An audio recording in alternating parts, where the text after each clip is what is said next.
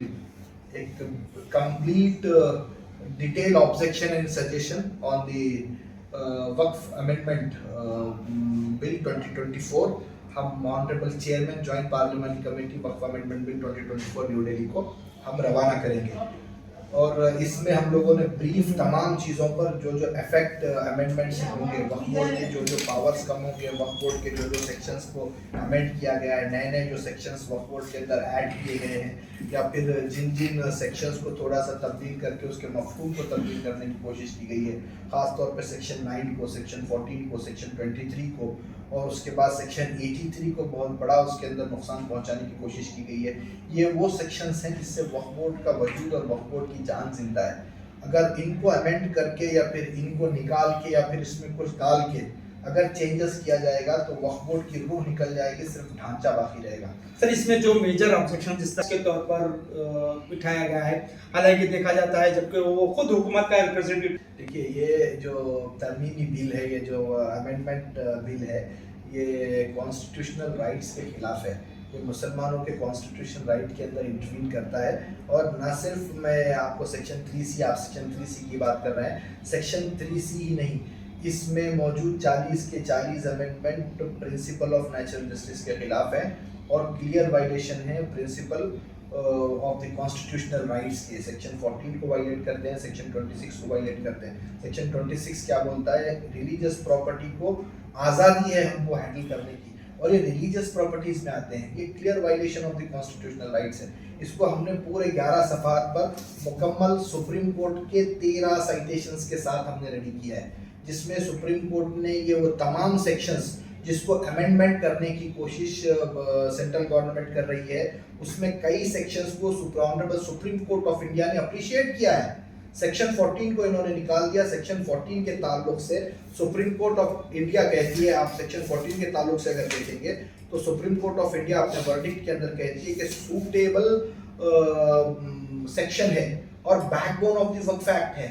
यहाँ पर मैं civil appeal number 7812 and 7814 of 2022 Maharashtra के एक केस का जिक्र कर रहा हूँ, जिसमें सुप्रीम कोर्ट ने अप्रिशिएट किया सेक्शन 14 के इस्तेमाल को। ये ऐसे सेक्शन हैं जिसके तहत इंसाफ के तकाज़ों को पूरा किया जा रहा है। आप इसी को अगर खत्म कर देंगे तो आगे आने वाले दिनों में वक्फ बोर्ड सिर्फ एक ढांचे की शक्ल में रहेगा। सेक्शन 14 को अमेंड किया गया, अमेंड करके पूरा मुकम्मल तरीके से इलेक्टोरल प्रोसीजर को उसके अंदर खत्म किया गया। यानी इलेक्टेड बॉडी को आपने सब्स्टिट्यूट कर दिया नॉमिनेटेड बॉडी से, यानी आपने इलेक्टेड नुमाइंदों को हटाकर रबर स्टैंप को वहां पर पिटाने की तैयारी की है। जो 11 मेंबर्स गवर्नमेंट की तरफ से चुने हुए होंगे, जो गवर्नमेंट की खींची हुई लकीर के आगे जाने का सोचेंगे भी नहीं, ऐसे लोगों को उठा करके आप क्या करेंगे? स्टेट बोर्ड के टेबल पर बिठा देंगे, सेंट्रल वक्फ काउंसिल के टेबल पर बिठा देंगे। और आपने इसके अंदर सेंट्रल वक्फ काउंसिल में और स्टेट बोर्ड के अंदर 2 नॉन मुस्लिम मेंबर्स को आपने कंपलसरी किया है। हिंदू इन्डोमेंट एक्ट के अंदर मुसलमानों की गुंजाइश है, सिख प्रबंधक गुरुद्वारा कमेटी के अंदर क्या मुसलमानों की गुंजाइश है। जब दूसरे मजहबों के साथ ये काम नहीं है तो मुसलमानों के सिर पर ये तमाम चीजें थोपने की क्या जरूरत है? सर, और एक सेक्शन 4 दोनों की बात हो रही है। Section 14 the constitution of state board, जिसको अमेंड करके उन्होंने अभी जो मैंने आपको जिक्र किया, सेक्शन 40 की ये जो हमारे पास वक्फ बाय यूजर जो रजिस्ट्रेशंस हैं, उसको ये सेक्शन 40 के तहत सुप्रीम कोर्ट ने अप्रिशिएट किया है बोर्ड को। मैंने अभी आपको जो साइटेशंस दिए हैं, सब जजमेंट बता दे सुप्रीम कोर्ट का या फिर किसी भी स्टेट की हाई कोर्ट का जिसमें सेक्शन 40 के ताल्लुक से क्या फिर उसके खिलाफ कोई फैसला आया हो। नहीं, यहाँ पर छोटी छोटी चीजों को पकड़कर ये पूरे वक्फ एक्ट की रूह को खत्म करने का काम सेंट्रल गवर्नमेंट करने जा रही है। आज की मीटिंग बुलाने का इंपॉर्टेंट मकसद इसके खिलाफ करारदाद मंजूर करने के साथ साथ अहम मुद्दा हमारा ये था कि जो पार्लियामेंट्री कमेटी से, जेपीसी से जो सजेशंस पूछे गए हैं, उनको ज्यादा से ज्यादा लोगों तक इस तरह हमने तो अपना फर्ज पूरा कर दिया, हमने तो बीइंग ए स्टेक होल्डर एक ऑब्जेक्शन राइज कर दिया। अब हर मुसलमान का फर्ज है कि अपना एक ऑब्जेक्शन बिफोर द जेपीसी रखे।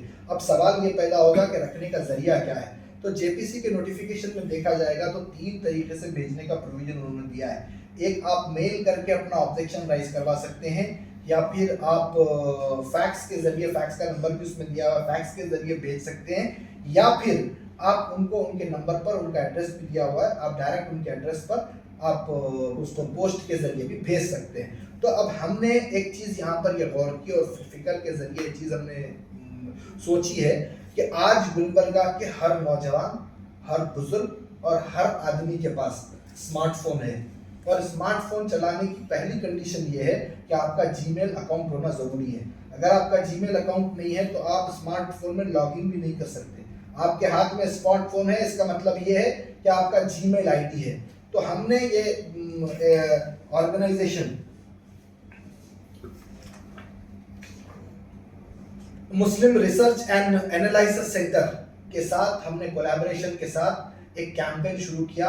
उन्हीं के कैंपेन के साथ हम जुड़े हैं। जुड़कर हम लोगों ने एक स्कैन कोड आज यहाँ पर अवाम के सामने हम पेश कर रहे हैं, जो DWC में हमने रेजोल्यूशन किया है। ये स्कैन कोड गुलबर्गा के तमाम नौजवानों तक सोशल मीडिया के जरिए, व्हाट्सएप के जरिए, फेसबुक के जरिए पहुंचाया जाएगा।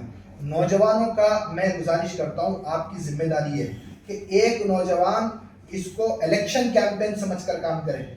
ये हर एक नौजवान ये हमारे मैसेज को, ये हमारे QR कोड को एक 100 लोगों तक भेजने की जिम्मेदारी ले, ताकि कम्युनिटी के हर फर्द तक ये मामले को पहुंचाया जा सके। अब ये स्कैन